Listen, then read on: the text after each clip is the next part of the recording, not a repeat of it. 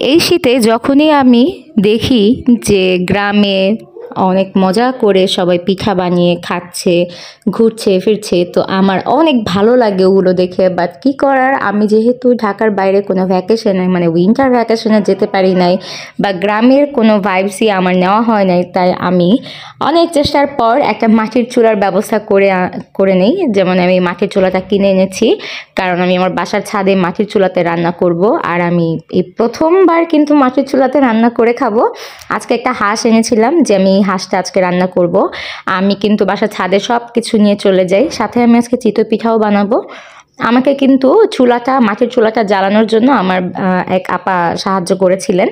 তো প্রথমেই আমি আজকে হাঁস রান্নার জন্য মশলাটা তৈরি করে নিব, আর সেই জন্য কিন্তু পেঁয়াজ, বাই দ্য ওয়ে আজকে সরিষার তেলে হাঁস রান্না হবে। আর এই সরিষার তেলের সাথে গোটা মশলা সহ পেঁয়াজটা দিয়ে লবণ দিয়ে ভালোভাবে রান্না করে নিয়ে মশলাটাকে তৈরি করে নিচ্ছিলাম। আমি অনেক অনেক ভিডিও দেখেছি শীতে, সবাই তোমরা যাও মজা করেছো, আনন্দ করেছো, গ্রামে গিয়েছো, যেহেতু আমার কোথাও যাওয়া হয় নাই, সুযোগও নাই, যাওয়াও হয় নাই। তো যাই হোক, কী করার, এই যে আমি হাঁসের মাংস কিন্তু আজকে একদম রেডি করে নিয়ে চলে আসছি। এরপর আমি মশলা দিচ্ছি, আদা রসুন। আচ্ছা, বাই দ্য ওয়ে, ছাদে রান্না করার জন্য কিন্তু আমার এই মশলাপাতি সব আলাদা করে রাখা আছে।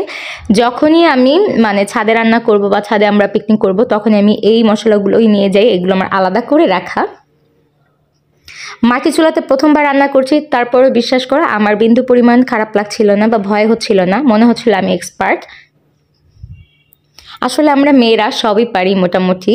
তো মানে আজকে আমার এই অভিজ্ঞতাটাই মানে মনে হচ্ছিল। আমি কাঁচা মরিচ একটু ব্লেন্ড করে নিয়েছিলাম, সাথে আমি ঝালটাও বেশি করে ঝাল দিয়েছিলাম, একটু মরিচের গুঁড়ো নিয়েছিলাম সাথে, আর একটু হলুদ। তো যেগুলো দেয়া হয় অ্যাজ ইউজুয়াল মশলা, সেগুলোই মশলাপাতি দিয়ে মশলা রান্না করে নিলাম, কষিয়ে নিব, বাংলা কথায় একবারে যেটাকে বলা যায়। ছাদে কিন্তু রান্না করতে বেশ ভালো লাগছিল, যেহেতু শীতের কাল, তো শীতকালে রোদের আলোতে হালকা বাতাস ছিল ছাদে, তো সব মিলিয়ে ভালোই লাগছিল। আমি এখানে একটু ধনিয়া গুঁড়া, গরম মশলা সবই নিয়েছিলাম, যা যা দরকার না দরকার সবই। এরপর আমি হাঁসের মাংসটা দিয়ে দিয়েছিলাম। তো আমি কখনোই মানে মাটির চুলাতে যেহেতু রান্না করি নাই, কেমন হবে আল্লাহই জানে, তারপরও ভালোই মানে চেষ্টা করছিলাম। আমাকে দেখে মনে হচ্ছে না পুরো এক্সপিরিয়েন্স, বাট ট্রাস্ট মি, এটা আমার জন্য প্রথমবার ছিল। এই যে দেখেন, এখন কিন্তু এই মাংসগুলোকে ভালোভাবে রান্না করব, একদম কষিয়ে কষিয়ে ভালোভাবে। তো এখানে মাংসটাকে এইভাবে কষিয়ে বসিয়ে দিলাম। আর এর সাথে বাই দ্য ওয়ে আছে কিন্তু আমি একদম গোটা মশলা সাথে সাথে একটু গোটা রসুনও দিব, বেশ কয়েকটা গোটা রসুন দিয়ে দিলাম। যেহেতু অনেক জায়গায় খাওয়া হয়েছে বাইরে, বিভিন্ন জায়গায় যখন খাই তখন এই গোটা রসুনগুলো আমার ভালোই লাগে, ফ্লেভারটাও ভালো ছিল। তো এখন আমি চিতই পিঠার জন্য ইনগ্রিডিয়েন্টস, যেটা হচ্ছে চালের গুঁড়া, আমি এখানে আতপ চালের গুঁড়ো নিয়েছিলাম, তাতে লবণ অ্যাড করে নিলাম।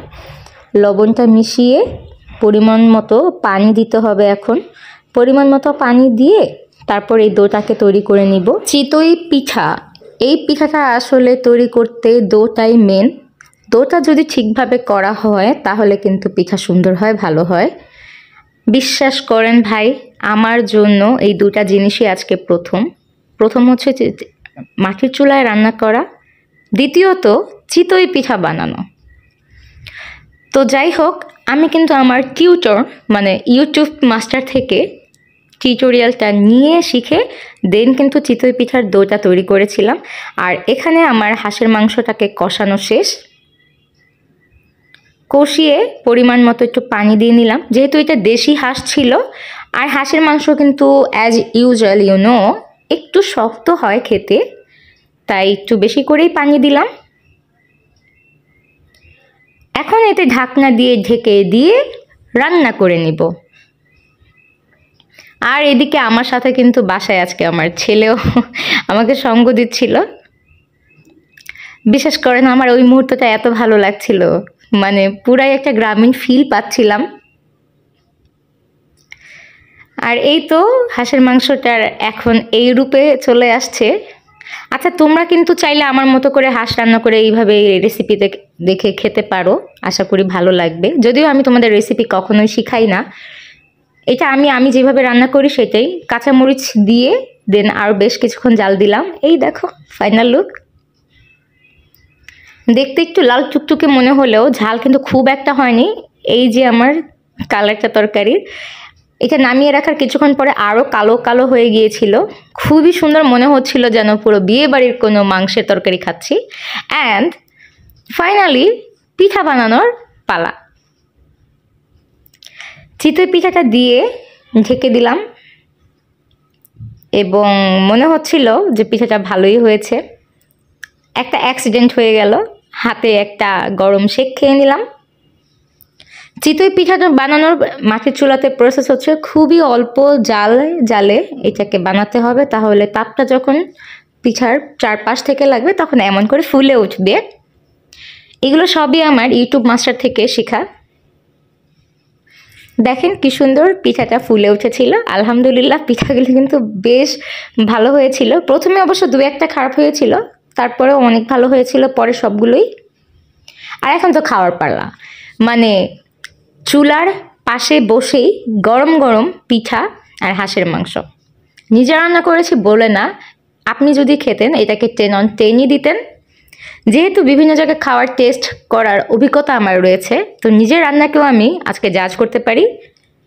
আলহামদুলিল্লাহ অনেক ভালো হয়েছিল, 10 on 10ই বলবো। হাঁসের মাংসটা যতটুকু সেদ্ধ হওয়া দরকার সেদ্ধ হয়েছিল। Smell was good. And finally বানাতে বানাতে না সন্ধ্যা হয়ে গিয়েছিল পিঠাটা। দেখেন কি সুন্দর ফুলে উঠেছে। তো এই ছিল আজকে আমার পিঠা বানানো আর হচ্ছে হাঁসের মাংস রান্না করার ভিডিও। That's it. ভালো লাগলে একটা লাইক, একটা কমেন্ট, শেয়ার দিয়ে যেও। টাটা, আল্লাহ হাফেজ।